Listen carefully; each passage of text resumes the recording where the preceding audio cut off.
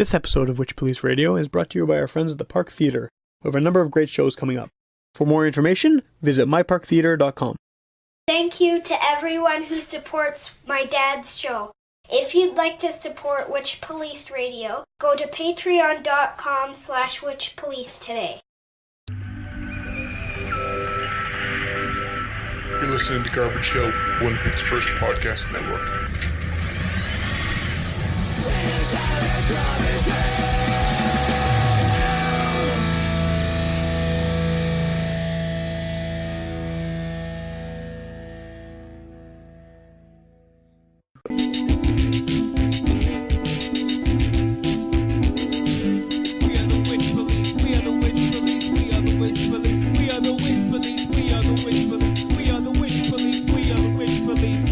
Also, all the Scoped Exposure dudes shooting all this shit for Western Canada, locking it down, does a lot. Fuck yeah, bud. Also, fucking Jake Braben. Thank you to Jake Braben. Alright. This is for my fucking team! This is for the DPK boys! Everybody! This is for everybody in the jersey! Everybody not in a fucking jersey! This is that shit! This is for my fucking team!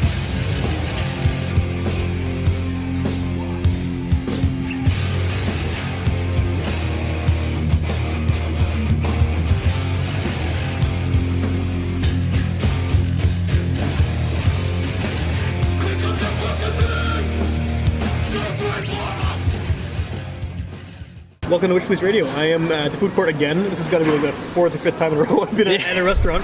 But it works really well for meeting up in kind of off hours, right? So, I guess here, I guess to start off, I mean, I feel like over the past, 6 months or so, I started seeing a lot of videos popping up on local bands, mainly hardcore punk bands, of these cool live videos that were happening. And it was bands from Winnipeg, obviously, but there were also some out-of-town bands as well. So it kind of, somehow along the way, I found out that the guest on this week's show is behind all of that. So if you want to just kind of introduce yourself and explain what is going on with those videos, because I think a lot of people have seen them and maybe don't know where they're coming from or who's making them. So Sure, yeah. So my name is Spencer. I've kind of titled myself as Western Canada video guy. Okay. One of the biggest things that I kind of spearhead and take part in is a channel that I've started called Scoped Exposure. Yeah, and that's the videos we're talking about. Yeah. So taken a lot of influence, obviously, from Hate 56, and if you don't know, Sonny is a guy who's been documenting bands in the States, primarily Philadelphia, New York area, probably the past 10 years. I think he's coming up on his anniversary. So, when I was getting into hardcore, I was using his website and his videos as a way to, find out about new bands and watch videos of bands I liked. And then that's how it works, right? Someone's got to be documenting it for the next generation of people to for sure. Get into it. Yeah, and he was doing everything from, first shows to crazy reunion shows of bands people didn't expect. Not just like whatever was the most popular. Yeah. So, which I can definitely relate to doing this show, because I mean, I feel like a lot of the bigger name bands are getting documented, whether it's recordings, interviews, shows, photos, but there's definitely a need for the smaller underground bands because that stuff is important too. Yeah, it's just as important to be preserved and shared, right? So absolutely. So I guess I was I've been going to shows probably since I was 16 years old, and I'm 25 now. And I just noticed that barely anyone was taking photos to document those nights, but no one was taking videos. Yeah. And, at the time, Winnipeg had a really pop-in scene for hardcore. Yeah, definitely. And there was a period for sure where it was just crazy active. Realizing that, no one's going to do it unless someone else does it. Yeah, and someone has to be the guy, Yeah, so I just stepped up to the plate and, brought my camera to shows and, didn't really have a plan, just was going to start doing it and, learned along the way as far as, uploading one song versus a full set, breaking the set into multiple videos. So now primarily the channel Scoped Exposure features bands across Western Canada as best as I can. Right. Well, you're one person and it's a large region, right? Yeah. I have Scoped Exposure was an idea to bring on multiple entities to kind of cross promote, but also capture more venues and shows and bands. Okay. So my buddy Cole, who is in Calgary, where I live now, he does photos. So usually what happens is any photographers at that same show usually will use those as other promotional pieces along with the set, but also like the thumbnail of the video. Oh yeah, perfect. Yeah. Sure. So you have a good quality photo instead of having to take a still, right? So and then I've just happened to be back in Winnipeg whenever a show has happened. I've tried to plan those things out. Yeah. And like we're not even a year old, and just having it come under a channel name has been a lot better versus just my name. Yeah. Well, people know what to look for, right? They know that the Scoped Exposure is a thing that does what you do, right? So it's kind of like the place to go if you want to see. I mean, it's been mostly hardcore as far as I can tell, right? There's been primarily hardcore. Like we've had some like punk kind of like oi bands on the channel. Yeah. But we're not opposed to like, there's definitely hardcore indivials that have started pop punk bands or indie bands or even folk bands and stuff, depending on who it is, right? Yeah. I know, a buddy of mine, Hope, was he headed a band called Extract. I played in for a while, and then after that band was over, he started kind of like a electronic project called Viva Not. Okay. So I've filmed some of his sets just awesome, because I think once you've kind of gone through playing in a hardcore band, there's something that you experience where it's more about the music and not just about like the performance and things like that. Yeah. So even if you take that into a new style of music, the mindset, that aesthetic is still there. And the mindset is still the same. Yeah. Well, it's just funny too because I mean, the amount of times just over the course of doing the show that people of whatever genre say they were in a punk band or hardcore band growing up, like you could be a country singer and like, when I was 20 I was in a hardcore band or a rapper or something. It's just, it seems like it's a common thread, especially in Winnipeg, that someone was in a punk band. I don't know if it's just because the scene has been so big here or if it's because of just the convenience of it. Like when you're starting out, 3 chords, you got a band, go kind of thing, right? But, it's just cool. So when you say you cover all of like Western Canada, is that based mainly on, like you said, you're in Winnipeg, shows happen to be taking place? Or are you actively seeking out shows to go to, like, across the region? I guess, like, I'm very connected as far as, like, the Western Canada, like, Vancouver, Calgary, Edmonton, Regina, and Winnipeg scenes. Toronto kind of seems to get pooped on as far as, feeling very spoiled, I guess, their scene is concerned, because lots of bigger bands will come up there and they don't have to work as hard. Yeah. So Western Canada like has a lot of people that are trying really hard to bring bigger bands to their cities, and the distances make it difficult for a lot of bands. For sure. It's always been the case. So you have to work harder. So when I see a show pop up, usually I'll try in my mind to quickly see if the practicality of that in my own life works. Right. Sometimes there's, I was scheduled to go shoot some shows in Vancouver, and then there was, some weather troubles that, the highways are closed down. So at that point, it's like I don't have a say.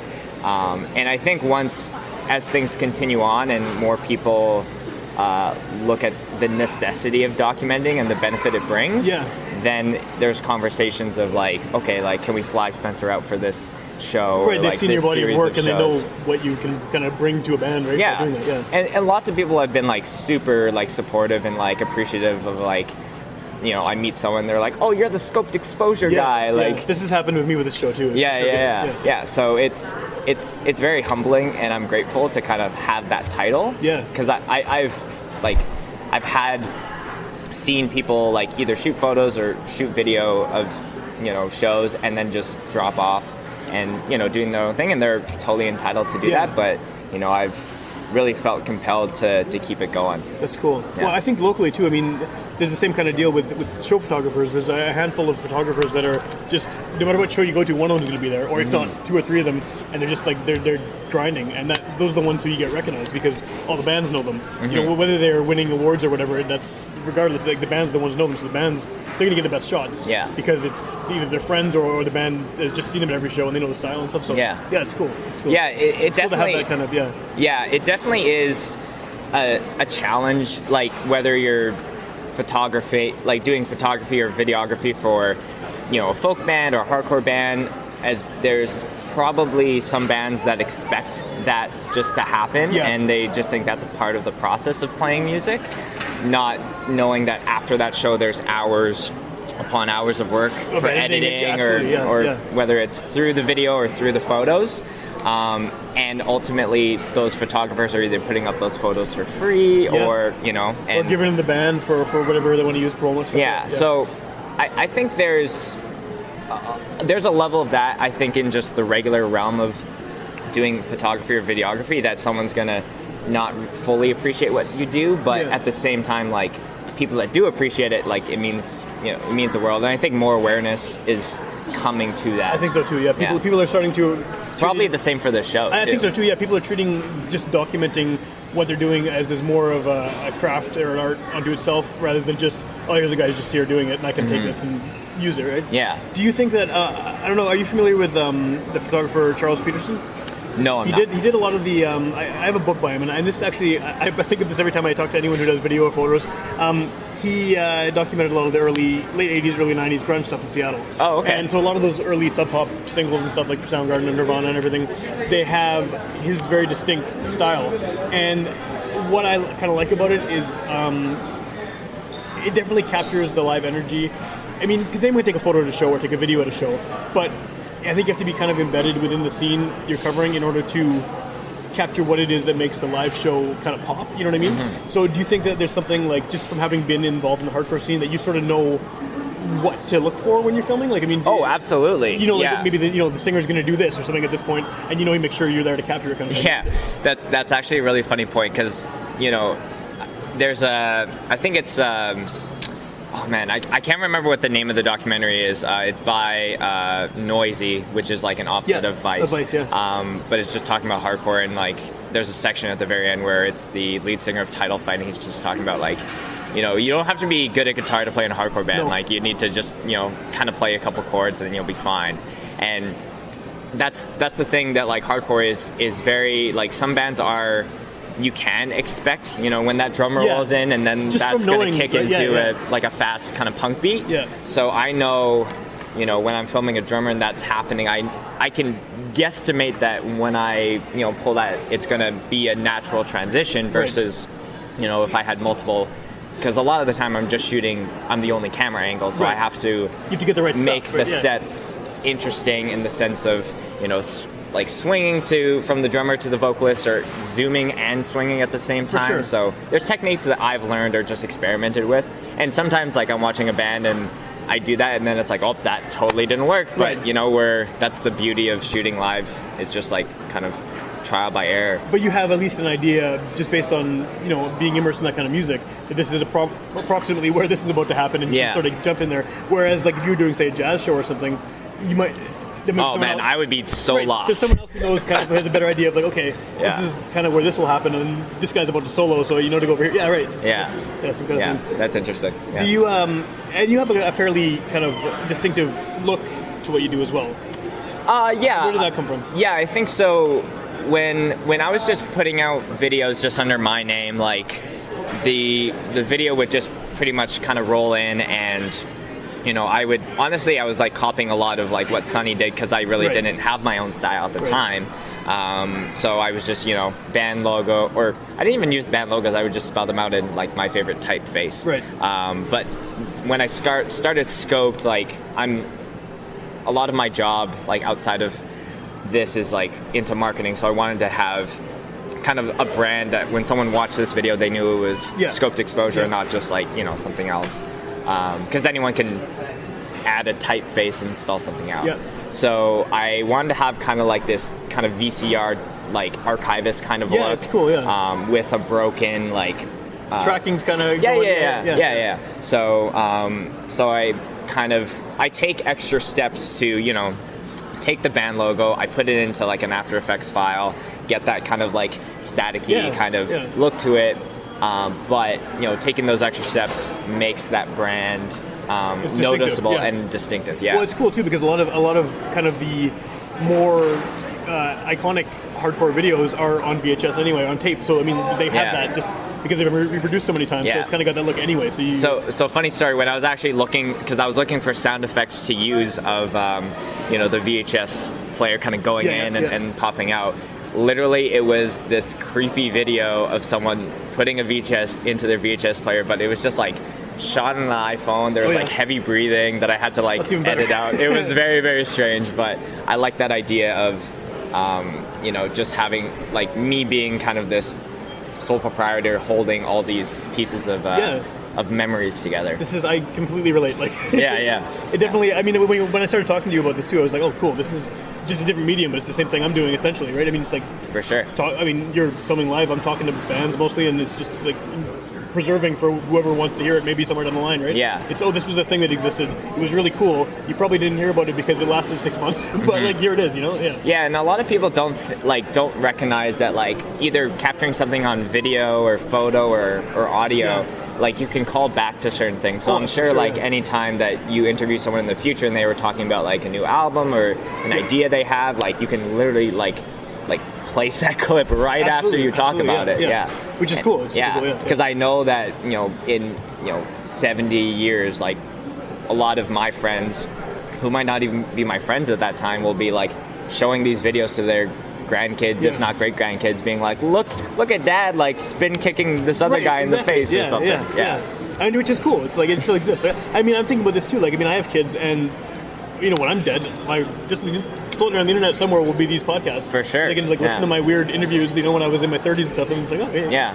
So, and I've been thinking about that a lot more too. Like on this trip to Winnipeg, I've kind of started shooting some episodes of a vlog that I want to release. And one idea for that, aside from like being creatively challenged or making content, is just for the future generations of like my kids and kids to come. Don't have any kids right now. I don't have any plans to, but when that eventually comes, like I never got to really know what my great grandpa was into. Right, and now because of the internet, you can, right? Because everyone has a footprint. Yeah. So it's going to be weird because people are going to start dying. Generations start dying off, and their life is there. Whether it's on Facebook or Instagram or a podcast or a video thing, it's just like you can go back and look. Because for sure, great grandparents. I don't know. I mean, I know I've seen a picture of my great grandmother once, but like, what was she like? Who knows? What did what kind of music did she listen to? Right, exactly. Yeah. It's weird. Cool. It's cool that exists now. It's going to be strange for the future. Yeah, and a lot of people just think in the moment like, oh, like, why are you, recording this podcast in the mall? Why can't you just have a conversation? It's like, well, it's thinking more like macro versus micro. And it's because the conversation is about something interesting that other people might want to know, but whether it's next week or whether it's 10 years from now. Yeah, and a lot of people think that their life isn't interesting. Right, everyone's life is interesting. It's the thing. And it's frustrating too because like as someone who tries to, I try to obtain as much local music as I can, whether that's like just old CDs that are long out of print or whatever, or tapes, records, and there's so much stuff that is just gone. Like even bands like I'm 35, and there's bands that when I was 15 they released tons of stuff and it's just gone. Like I mean, if I'm lucky enough to find a copy from someone or Value Village or whatever, and I get it, and I'm so pumped. But there's just like a whole multiple eras of local music that it doesn't exist anymore. Yeah. And thankfully now, because people are using things like Bandcamp and they're posting more photos and more videos and things, it's so much easier. Like someone could make a documentary about the Winnipeg music scene 20 years from now, and there's just so much content that they can find, which is, and so people need to be doing that. I think whenever I hear of a band, recording or playing a show and not recording, it's just like you can do it. You have a phone, even if it's on your phone. Just document everything because like it's worth something to someone. I like the other one of the main. Well, it's like the only band I play in, even though I live in Calgary. But I would film every show that we would play. The band's called Locked In, but. Yeah, I would just film, just more so for me to critique. Is that the Winnipeg Locked In? Yeah. Yeah, okay, I got the tape, Yeah. So, like Sean's my bass player. He was on the podcast earlier. And he's in like a million bands. Yeah. He was saying we're on elder abuse practice schedule because all their members are spread out across Canada. That's right, So, it's hard to balance those things sometimes, but it's just nice to have, like, for sure. You never know what's going to happen, so might as well just have some kind of camera recorded. Like, there's no excuses. Even a photo, just the fact that it was there. This happened because the venue might close down a few years from now, and they have documented the venue. Like, it's just. I wish, like, I look at things like you can Google Street View and you can see what people's houses looked like, 5 years ago or whatever. I wish that existed 30 years ago. I wish there was a picture of, like, we're in the mall right now. I remember there was a bookstore here and there was a Sam record band that when I was like 12, right? I wish someone had a photo of that because I remember where it was. I remember what the store looked like. I remember where the tape sections I went to, where the punk section was. I can picture it in my head, but there's no document of it. And that's a store. It's not that important. But it would be cool if there was a way to go back and look. And now hopefully there will be for important stuff. Not mall stores, but you know what I mean. Yeah. And that's been interesting too. Like, being a Winnipeg local for 24 years of my life and only recently moving to Calgary. Like, I would come back, every couple of months. Originally for work and now like for some other freelance stuff, but to see how things have like changed or like, oh, this place closed down, like, it's 5 new places opened. It's weird. Like the city kind of fast forwards, it does. And obviously like you can't expect things to, stay the same or things like that, but it's interesting. There's a strong desire from a lot of people to keep things the same though. I mean, like, even something like the Albert, which has been closed now for, I don't know, 5-6 more years, like it's been a while. Like, every time I hear something about it might reopen, I'm pumped. Even though, like, I have kids, I rarely go to shows. It's not going to be the same anyway. I'm probably going to go there like a handful of times, but it's still like the idea of the Albert reopening is just, I'm so pumped about it. But really, it's a sense of nostalgia. And then nostalgia is not going to be there if it ever reopens. It'll be a new place with new owners, and none of my friends who I hang out with all the time there will be there. There'll be different bands, but for some reason it's like I'm clinging to this idea that like, oh, it's going to be great. It's the Albert. It has to reopen. It's essential. But it's not really. There's been 7 other venues that have opened up, and like the Windsor is now the punk venue, and you know what I mean? Like everything's it's that's weird too. Like I know even before I was like capturing shows, like I knew like certain venues would pop up. Like I remember going to like Sunday matinee shows at the Purple Room, so it'd be 2 p.m. Shows done by 5. You can still go to dinner with your friends, or like be home for supper with your family. But then that kind of hardcore shows were like banned there, kind of. Is that what happened? Just like. Certain walls would, not sustain the impacts of the mosh. And so that kind of went down, and then the Grave had a few shows for a bit, like across from the Garrick. And then that flooded a couple springs ago, so like that doesn't exist anymore, and now it's like the Daughter is like the go-to place for lots of metal and hardcore shows, and the Windsor. And the Windsor too, And it's weird too because like just over the course of doing this, I talk to people of pretty wide-ranging age groups. Like I'm a decade older than you, right? I've had people younger than you on the show too, and way older than me, and just like the nostalgia that each generation has is totally different anyway. Like, I mean, I could be talking about the Albert to someone who's 20, and they don't. It's meaningless to them. They heard about it once, maybe. It's like, oh, I heard it was a shitty bar downtown, right? It's like, what do you mean? It's like, but it's just over their head because they didn't actually. But I didn't experience it in the 80s either, right? I mean, 90s Albert stuff, early 2000s, sure, but 80s stuff, I heard all kinds of crazy stories, but I can't relate to that, and they can't relate to. It's weird. And I remember hearing like Albert shows of like. I think Comeback Kid played there a number of times. So it's kind of like the same thing with me moving to Calgary now, like talking to lots of people who have been there for like 10 years plus. Oh yeah, and there's like, venues that they are super nostalgic about. I'm filming a fest this coming weekend at a venue that used to have, it was packed full of like 400 people. Wow. And like the fest is, I think it's on Facebook, which is always it's always questionable. But that's supposed to have, I think, about 200 people there. Okay. So it's just interesting how things change, ebbs and flows. So do you have bands approaching you to film them, or do you still picking and choosing the ones that you want to do?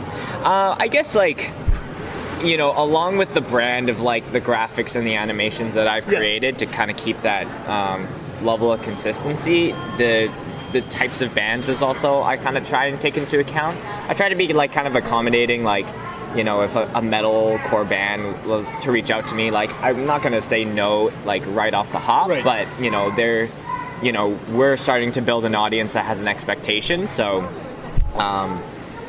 with that in mind, usually we'll just pick shows that we go to, and then if there's any bands that are kind of outside of that, like I still tell them like I still freelance, so it could be like, okay, if I'm going to film this, like it's going to be this much amount of money. Right, it's a job versus a passion for that. And it's the same for like hardcore bands. Like my buddy Joel in Edmonton, like he asked me to come up there to film his band's like CD release, and his band's called Times Tide. They're kind of like a melodic hardcore band, and So he was asking like how much it would be. I was like, well, like me and Cole were gonna come up anyways. So he's like, no, I want to like pay for it. Like you guys like do great work. Yeah. So, and what I've told anyone is like anyone who wants to, you know, pay, like look at it more as a donation to like what we're doing. For sure. So, so he gave us like a couple $100, so like it covered gas for us to get up there. But you know,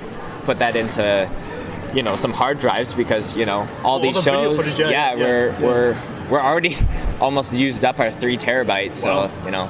Yeah, that's a lot of footage for sure. Yeah. No, I completely can relate to that because I mean, I have communications, marketing, journalism background, and I do that kind of stuff. I'm writing press releases and shit for my day job all the time. Mm-hmm. So I do occasionally freelance for local bands and, you know, write bios for them, press releases and things.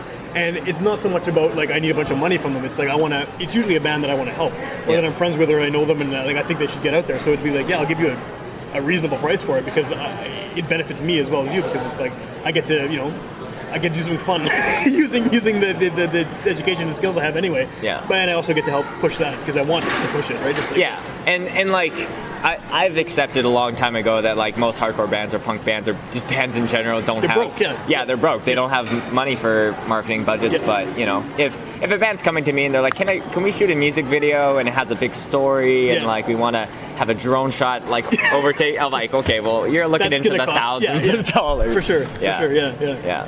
That's So is there like, do you take requests from bands? Like if someone just messaged you, they see your videos and they're like, hey, I'm playing a show in Calgary on such and such date, like does it work that way, or are you more sort of you'll seek them out first, or do you just show up like that? Usually it's like as far as like for the bigger shows, like whether it's in, you know, Winnipeg or in Calgary or wherever, usually I know the promoters like well enough, you know, like because a lot like when they announce like who's playing, you know, probably 70% of the time like I've shot one of those bands, right? So they're sharing my video in the event to kind of help promote it, right? So it helps the venue, you know, too, because they're being filmed, the venue's being filmed for sure. And the bands are, So usually like, you know, I'll just, you know, I kind of have an agreement or a relationship with those people that they obviously are way more than okay for me to come down, and it's sure. you know sometimes it's like I'm more than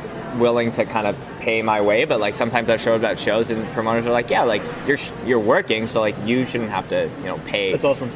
Pay the cover, so I'm totally fine too. It's so yeah, it's I have been asked of some bands, but again, it's like trying to find that balance of like, does this work for the channel? Yeah. I still want to help you out, but like, how can we make that work? Yeah. It's a weird position to be in too, because you're doing a lot of independent shows and stuff, and mostly, right? They're smaller shows and things, and it's like lesser known bands. So yeah, I think the idea of the channel when we started, because I was shooting small shows, but I would shoot like, you know, Comeback Kid and Counterparts when they would come to town, you know, at the Park Theater, and and Comeback Kid's got a huge show in Winnipeg, especially. Like, and those would actually, you know, bring more attention to the channel because more people are searching for that band. But I think I kind of wanted to set it as our channel was a way to promote shows and scenes in Western Canada. So, you know, like I thought for a while, like when I lived here, there's a fest in Fargo called Snow and Flurry, which is a kind of a parody of Sound and Fury, which happens in LA. Right. So it happens in the wintertime versus the summer. And I messaged them like a few years ago asking if they would cover my gas and, you know, gave me a place to stay, and I would come down and shoot the show. And I'm still kind of debating of like, if I was to do that, if it would come out under Scoped Exposure, because that's like a more U.S. Midwest hardcore scene. And, you know, my buddies in Stepping Stone have played that a couple times now. So they would come out on the channel, but I don't want to only say yes to one band and then it's on something else. So I'm honestly still figuring those things out. But I'm trying to focus mainly on like show bands in Western Canada and bringing them value in media, and then the scenes as well. Because like Calgary especially, there's lots of individuals who are like working to get bigger bands up to Western Canada, like you know, bands in Seattle and Portland and California. I guess especially in BC, right? I mean, for sure. Close. In like for the fest this weekend, like the kind of quartet of guys who are putting that on are flying out for, you know, relatively big, you know, hardcore bands. I'm trying to think. Oh, Harm's Way, Homewrecker, Hands of God, Dying Wish, which used to be a band called Trust Issues, which I filmed, and then Vamakara. So those all come from like California. I think Harm's Way is somewhere on the East Coast, but you know, paying for flights, paying for hotels, accommodations, food, like they're trying to bring the awareness of their audiences to that, and then you know, bands are fans of that band, and there's lots of crossover that way. They see they played this festival, and it's like, oh, where is this? Like, there's like Calgary. what is that? Like, what state is that? For sure, But then I guess to see your videos and see how big this scene is, and see how good the fan reaction. It's going to help other bands want to come up there. For sure. Yeah, there's always like a weird thing. Like one of the first bands that I filmed that was a bigger band was that kind of popped off on my channel was Knocked Loose, and they're kind of riding this hype train still as far as like the popularity of their band. But their show in Winnipeg was like very, very like, you know, not lots of people, I guess at the time, were not fans of them, and so like everyone was like in the comments like the mosh is so weak and stuff like that. But you know, it's one of those things like when I started out, I was thinking, oh man, like this is a kind of uninteresting video, or you know, like the crowd wasn't really into it. But then I didn't want that to be an obstacle to post something, especially if I've done so much work to film it and edit it and then you know, render it. You know, so you know, there's been things like that, and even certain bands have like asked me to not post videos before, and so that's kind of been a interesting thing of like, you know, like I've already posted it or I was about to post it, so you know, obviously want to respect what the band wishes. Some things though have been a little like kind of like surprising as far as me not agreeing with that being a valid reason not to post a video, but you know, trying to not just worry about that and just kind of move on to the next thing. Well, the cool thing, I mean, the funny thing about that too is there's a lot of bands that, you know, past or present, whatever, that have gone on to bigger and better things, and their early videos are online, and people love that shit because it's like, you know, even some, you know, it could be a band that has like millions of listeners now, and you go back to their first show in '95 or something, and there's like 10 people there, but it's super cool to see. I mean, not in the hardcore scene, obviously, but I remember seeing a video a couple of years ago of Rage Against the Machine playing their first show ever in like a university outdoors in like campus or whatever. Oh, really? And cool. There's people walking, no one's paying attention. And it's the same songs from their first album, which like blew up, right? And they sound the same, but people are walking by just casually like, oh, there's some student band, whatever. And like, it's cool to see that because, you know, like, you see them like 10 years later and there's playing to 50,000 people. And so like, I mean, obviously hardcore bands, there's a cap on the sort of level of popularity, even for someone like Comeback Kid, you know, because the scene is the size it is. But I mean, even comparing, you know, one of their first shows, if they played a basement show or something, to a show at the Park Theater that's sold out, I mean, it's a huge difference. And I think there's value to seeing the early basement show because it's like, you see where it comes from, right? Oh, for sure. I know, like, Post Malone, who's like probably one of the biggest names in hip-hop right now, like, he used to play in like hardcore and metalcore bands. Like everybody. There's videos of him, of his old bands from high school, like covering like Asking Alexandria, which is like a pretty cringy like metalcore band. But like, it is cool to see his love of music. Like, he's always talked about him being an artist, not like a rapper. So it's just, those things are, you know, it's better to have it than to not have it. Right? Even if it's played poorly, even if it's not a tune, even if there's 10 people there, it's still a cool thing to have, especially because if you want to kind of go back and see where they come from. There's too many people that think that like every video or every show is like the show that you know is going to either make or break their band, and I think it's just a matter of just keep doing it, and like regardless if someone's there taking video or taking photos, like that is a luxury for a lot of scenes. Like lots of scenes just are happy enough if the promoter like breaks even, right?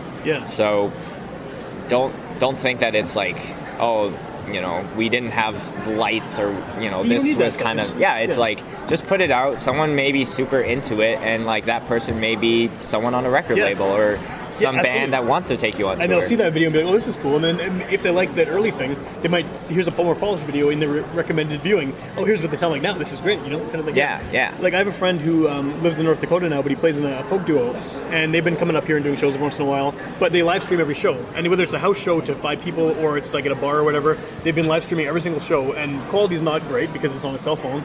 But I think that's doing it right to me. That's because it's there and you're keeping track of it, and you kind of, people can go back and see the progress, and you can just, like, otherwise it's gone. Otherwise it happens once and it's gone. So yeah, it's also the idea, like, and you can do it now. It's easy. Yeah, like when you put everything out there and you have nothing to hide, you have nothing to lose. Right, exactly. Yeah. Like, you know, if your band is like super concerned about a set or like something like that, like, versus just being like, this is, you know, how it is. And I've heard that from bands that I've shot. I've heard that from, you know, I was mentioning earlier about Sunny. Like, I've actually connected more with lots of other, like, documenters that I've looked up to over the years. So my buddy Steven in LA, he shoots lots of the shows there.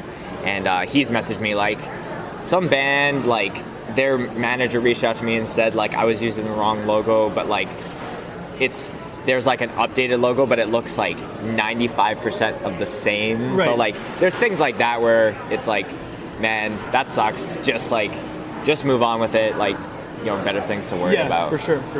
Yeah, it's weird. I don't know. I think that the way the internet is, and the way so many bands are, almost every band has to market themselves, it's just become a weird thing now where people are trying so hard to manipulate their image, which is not a bad thing. That's how social media works. But like, to the point where they're not recognizing the value of some of the stuff because they're deleting everything so fast, and then just, oh, here's the newest thing. But it's like, well, the old stuff is valued too. Yeah, and I think it's, you know, content, like, you know, something that I've had to check is, like, you know, the quality of the video or the quality of your music.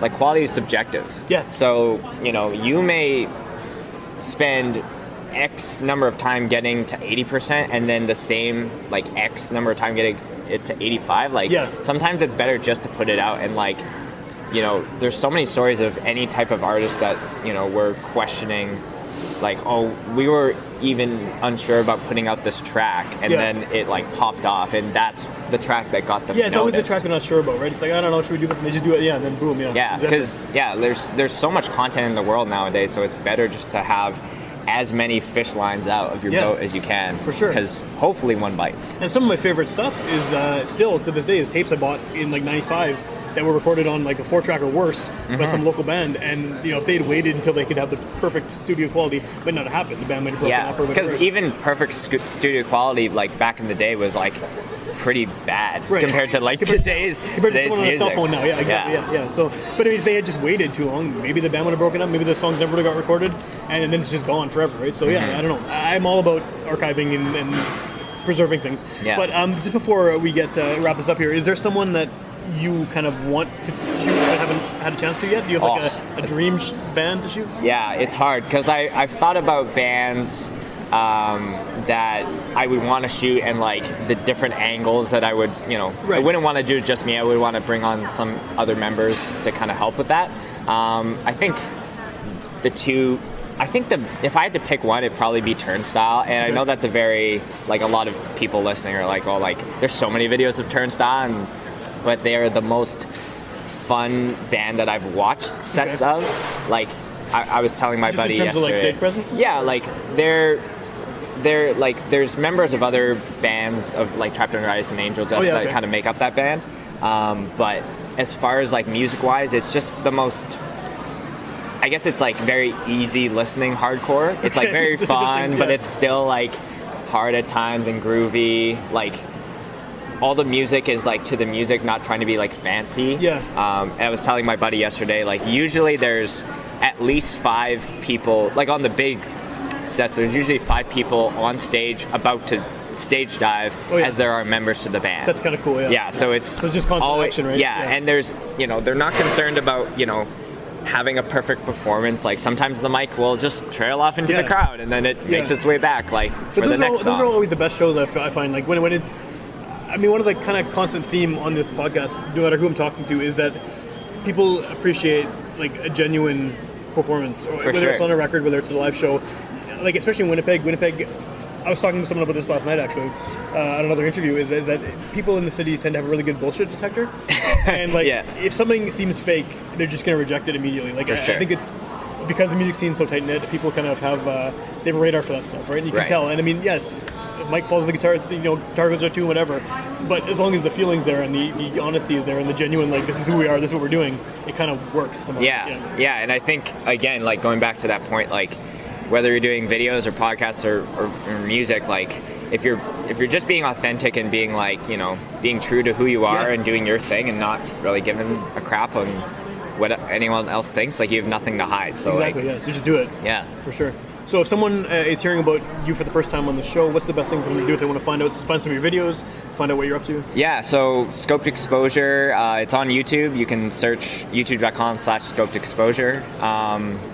A lot of our videos are on there. We're on Instagram as well, Scoped Exposure, or at the beginning. Yeah. I'm on Instagram. I'll link to some of the stuff in the show notes too. It's there's a lot of things coming out upcoming that I'm really excited about. Like, one thing of starting to, because a lot of our content is dictated on whether shows are happening or not. Yeah. So trying to diversify a little bit. So, like, we're actually thinking about starting our own podcast very soon. That's awesome. So more the merrier, right? Yeah. So definitely want to, like, talk about hardcore and the things beyond that and the interests, because they're. And would that have the so same many. Scope Exposure name? Yeah, so I don't think it'll be like Scoped Exposure Podcast. I feel like, well, I guess I can say it because then it's like written in stone or in audio. Right, but we're planning on calling it Beyond the Noise. Okay, cool. So again, it's talking about hardcore and the things that people are interested beyond it, because there's people who are like doctors outside of playing in music. There's people who are, videographers. There's people who are into, like, crafts and records. Yeah, like it stems of all things. So that's kind of where our focus is going, and hope to capture some cool interviews at the fest this coming weekend. That's awesome. Right on. Well, I'll definitely stay tuned for that. And if you want to hear more episodes of this show, go to witchpolice.com. By the time this comes out, we'll probably be close to 300 episodes. They're all there for free download and streaming in the archive.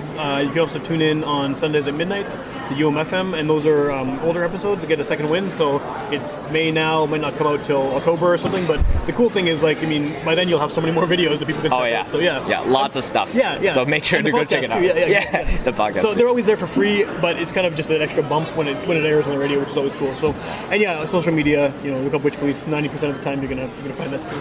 Yeah. Awesome. All right. Thanks again. Cool. Thanks, Sam. Yeah.